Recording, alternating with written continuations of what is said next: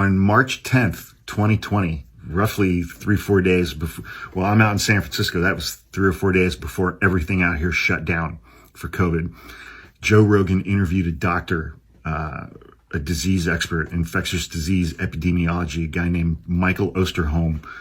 Rogan had him on and he interviewed him. But the clip that I'm going to tag onto the end of this is Joe Rogan talking about how amazing, miraculous, and valuable vaccines are. It was less than 2 years ago. He's lost his mind with all that Spotify money. No, so that's what we need to do here. We need to just have straight talk. Don't tell them it's low risk. That's like the hurricane, okay? You know, I would be really mad at you if I thought you were a hurricane forecaster and you knew this was coming, but you kept telling me, oh, it's low risk, don't worry about it. Right. Yeah, once it hit. Yeah, so that's what we need to do today is just say this is going to be challenging.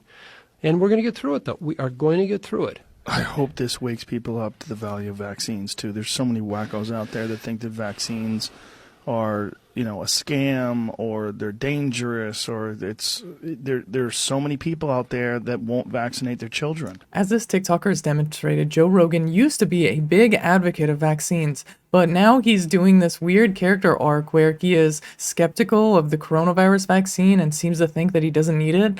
And a lot of this really stems from his sort of need to be skeptical and reasonable and seen as like taking both sides. But the reality is, when it comes to things like taking the vaccine versus taking any type of alternative medicine, the reality is that alternative medicine is not going to do what a vaccine does. And in most of the cases, that alternative medicine is either going to do nothing or actively cause harm, like some of the fake cures that have been pushed forward by a lot of right-wingers. I mean, think about it for like a minute.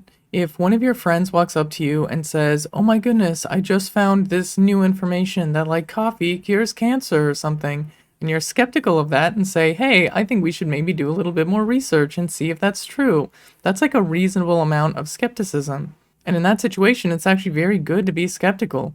But if you have something like a climate scientist walk up to you and say, hey, we have this peer-reviewed research that very clearly demonstrates that climate change is in fact happening, and it's happening faster than we think it is, and it's going to be a disaster. And then you're like, yeah, I don't know, maybe we should go check these other sources and see what there is. And, I'm not really sure. That's when your skepticism becomes like a really serious problem. But you see, the thing with Joe Rogan is that Joe Rogan has an audience, and he has to cater to that audience. And this is where there's sort of this dual role where Joe Rogan has an influence over his audience, but if he says something that he thinks his audience isn't going to like, then he knows he's going to lose listeners. So it really seems like Joe Rogan is scared to say anything positive about the vaccine because he keeps saying, oh yeah, I'll talk about the vaccine, but we'll talk about alternatives as well. This is Ben Carollo with Rebel Headquarters. You can catch my show Galaxy Brain on the Young Turks Twitch channel every Friday at 4 p.m. Eastern Time. If you want to stay up to date with my content, you can follow me at Benjamin Carollo on Twitter. And for those of you that might be wondering or have noticed, my pronouns are in fact she, her.